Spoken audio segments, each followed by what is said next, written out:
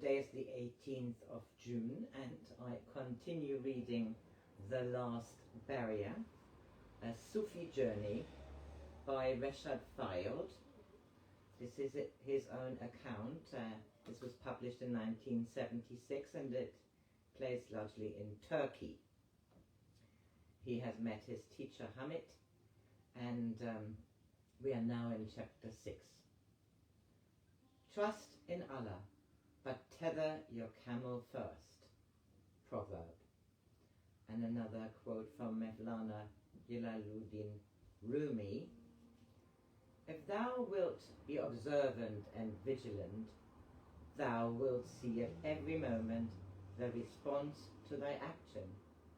Be observant if you wouldn't have a pure heart, for something is born to thee in consequence of every action. The next morning Hamid was waiting for me with the usual Turkish coffee, fruit and bread laid out on the table. After eating in silence, he announced, "Today we are going to drive across the mountains to the northwest. I wish to visit the ruins of a temple dedicated to Apollo, and you might as well come along with me. We must start fairly soon, as it is quite a long drive, and either come back late this evening or stay the night somewhere and return in the morning. We will see how the time goes. It will be a day of relaxation and enjoyment after the intensity of the last 2 days. Go now and get ready." As I walked back across the patio, the blinds of the downstairs room parted, and I saw the face of the young woman. She smiled and then opened the door. Her hair hung down to her waist and she wore a pale blue nightdress. "Good morning," I greeted her. She did not seem to hear what I was saying, for there was no reaction in her face. I had forgotten to ask Hamid whether she was able to speak, and so I asked her if she had heard what I had said. This time she nodded her head, and again a shy smile appeared at the corners of her mouth. "We're going away for the day," I said. "Do you need any help? Is there anything I can do for you before we go?" She stood in the doorway, touching the handle, staring at me. After a few moments I became very uncomfortable. "Well, then I'll see you tomorrow," I said, and hurried up to my room to throw a few things into my overnight bag.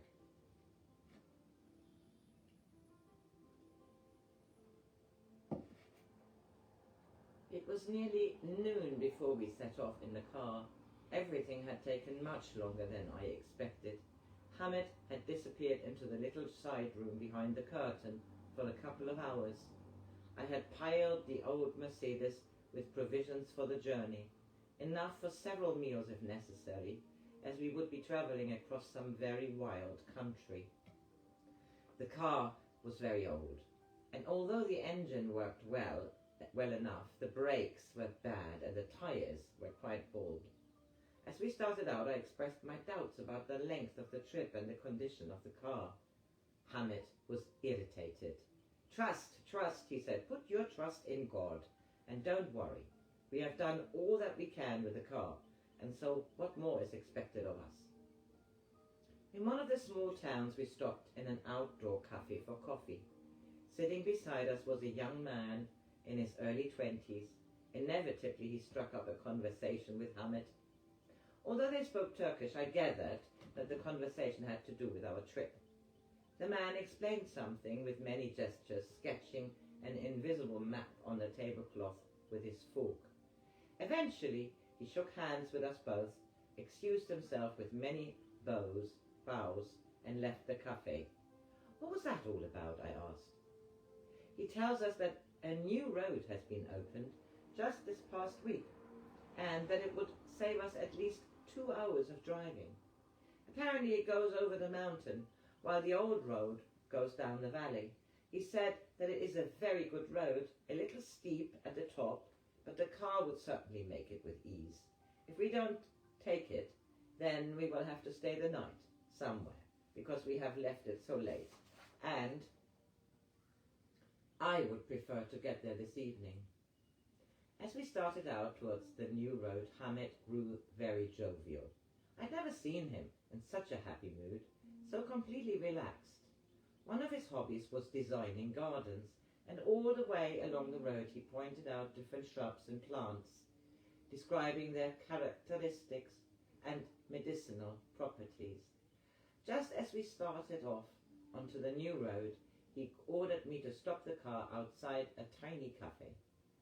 Shouting at the people sitting there, he pretended to be very angry, pointing to the ground by their feet and to the wall beside the road. When they looked startled, he hit the side of the car with his hand to make the point even clearer, and then told me to drive on. "What were you doing?" I asked him.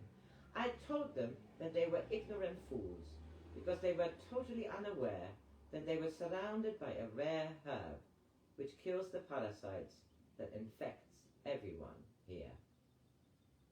He was still laughing a few moments later when we heard a tremendous racket. Coming up behind us was a very old motorcycle. On it were 3 men, one in front of the other, all shouting and waving their hands, in which they clutched bunches of herbs. I slowed down to let them come up beside us, and then we stopped by the side of the road. I sat while Hamid listened to what they had to say, and then he shouted at them once more, banging his hand on the car several times for emphasis. They all looked very ashamed, climbed back on the motorcycle and drove off. What this time?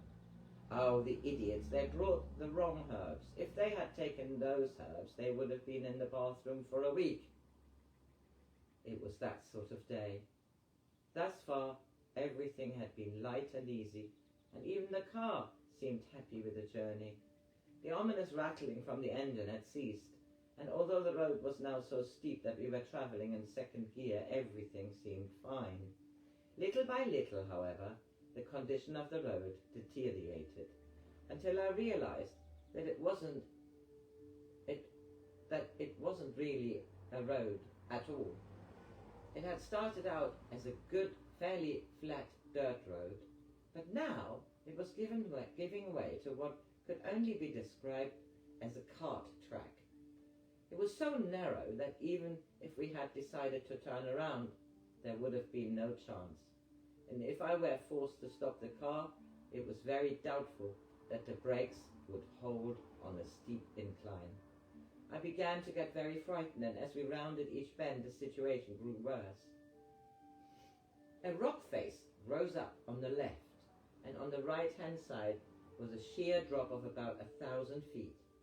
Hamid seemed totally unmoved as he sat beside me humming a tune. I did not dare speak to him, as I knew that I should not be afraid, but I was. I was scared stiff. It wasn't just the condition of the car and the road. It was the responsibility. I was driving the car that was carrying the man who was a teacher of the way, and under the circumstances it seemed certain that any accident would be fatal. I tried in vain to keep my imagination in check. The road went on, and at 10 miles an hour in low gear, each bend seemed to take an age. By the time the cart tracks were so deep that it was impossible to drive in them for fear of scraping the bottom of the car, it was necessary to drive with 2 smooth tires on the edge of the cliff and the other 2 on the raised portion between the tracks. I was shaking, and to make things worse, a smell of burning came from the engine. We must be overheating. That would mean that we would have to stop, and I had not brought any water. As we rounded yet another bend, a narrow track joined ours from the left-hand side. I caught just a glimpse of something running towards us before I slammed on what brakes we had. A young camel dashed straight toward us, bumped glancingly into the front of the car, hesitated for a second, and then ran on, down the track up which we had come. I was drenched with sweat and shaking uncontrollably. I had lost my nerve completely. "Why have you stopped?" Hamid asked sharply. "Drive on, it's getting late and the lights of the car are very dim." I simply could not move. I had both feet on the brake, and both hands holding on to the piece of wire that served for a handbrake. The engine was steaming up through the hood, and I had never in my life been so desperate. What was a camel doing up here in the mountains anyway, and where had it come from? Do you not realize that there is no such thing as chance? Hamid spoke sharply. Camels don't live up here, and this one was running straight at us.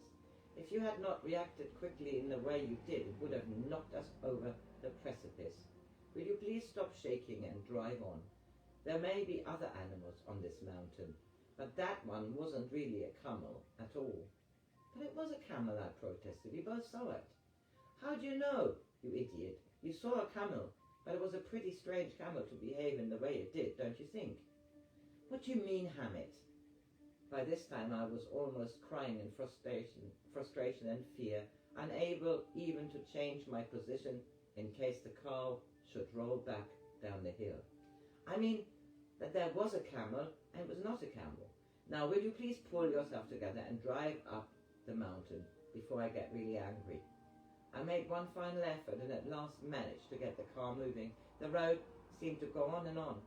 Hamid was singing again, but it was still shivering. I was still shivering at our narrow escape. The sun was just going down as we reached the top of the mountain. The view across the plains of Anatolia was breathtaking, but the light was fading and there was no time to stop. It was a long way down and the road was no better. God only knew where it was landing us anyway.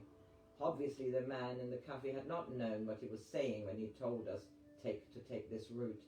The thought went through my mind that perhaps we would end up sleeping by the side of the car, and as evening approached, it was growing bitterly cold. At that moment, Hamid told me to stop the car. But we ought to go on, I said. It's getting dark. It is necessary that we stop, he announced. Nature calls.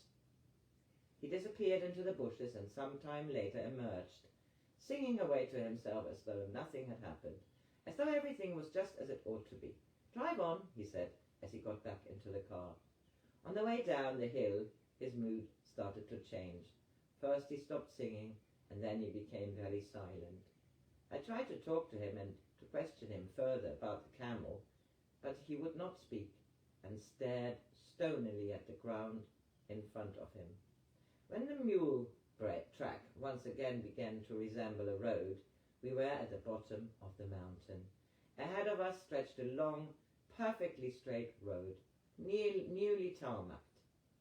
A sign informed us that we were only 14 kilometers from the place we had set out for that morning.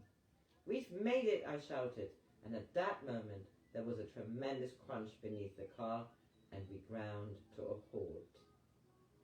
Hamid did not move. He remained sitting impassively, looking straight ahead. Getting out, I looked under the car. The road was covered with oil, and a steady stream flowed out of the oil pan. I'm afraid we hit a rock and cracked the pan, I said. Now what do we do? You will wait until another car comes along, and then you will arrange for our car to be taken to the nearest town. There was no rock on the road. But there must have been. I heard the car hit something. Then where is it? If you can find it, show it to me. Searching all around the car, I found no sign of any stone or rock. The road was perfectly smooth and the edges were of fine gravel. Well, he said from inside the car, and what is your explanation? Perhaps something happened in the engine, I tried. Nothing happened in the engine. There was no rock. You have failed totally, and now we are stuck out here with night coming on. Can you remember nothing? On the word nothing, he turned and glared at me. I was speechless. I could not understand what he was talking about. There must have been a rock in the road. I tried to think where I had failed. You have come all the way out here to Anatolia. You asked me in England if I would help you, and I told you that it was a dangerous road and that if you did not trust them, then we would both falter. Every hour since you have been here, I have asked you to trust. Trust, trust. And what do? First, you fail totally in the test of courage and behave like an overgrown schoolboy, slobbering as you were on the mountain, and then without even noticing that you had failed, you announced that you had succeeded when you got to the bottom, as if you could succeed in anything. You, my friend, are nothing, and the sooner you realize it, the sooner you may be able to have some understanding of what this path is about. Who do you think the man in the cafe was? Do you think that it was just a chance meeting, or that he led us astray by accident? I have told you that there is no such thing as chance. He was not what he appeared to be, any more than the camel was. That man was not an ordinary man, and you were too asleep even to notice. You mean you knew it all along? Of course I did, but I have taken on the role for this short period of time of being your guide and teacher, and so I had to accept what was sent to you for a test. I didn't know exactly what would happen, but whatever was to come had to be accepted. As it is, you failed every inch of the way. When will you learn to believe in God? You told me you wanted the truth, yet what you really want is the truth without love. God is love, and without love there is nothing. If you do not believe in God, you will not be able to come to the truth. You cannot bypass God and think that you will get there by yourself. That is the worst kind of arrogance. Obviously, you are going to have to learn humility before we can do any more work together. I must have overestimated you, and I too have failed in my mission, if this is the way you behave. Now, get out of the road and try to find a car. I was struck dumb. I felt as though I had been physically assaulted. I crossed over to the other side of the road and glanced back at the car. Hamid was sitting absolutely straight and still, his eyes closed. No cars passed, no truck, nothing. I was shaking with anger and with a bitter cold. Hamid thought he had made a mistake, and I was quite sure that I had. I would never have chosen a teacher who behaved like this, and no matter what he said, there must have been a stone on the road. I was sick of the whole thing, and I wished that I had never set out on the journey. How could I have been so stupid as to be conned into following this man all the way to Turkey? Who was he anyway, and what did he want with me? For the moment I was trapped, but as soon as possible I would get the hell out of this mess and out of this country, right back to London. So I stop this here. First reading of chapter 6. Have a lovely Wednesday.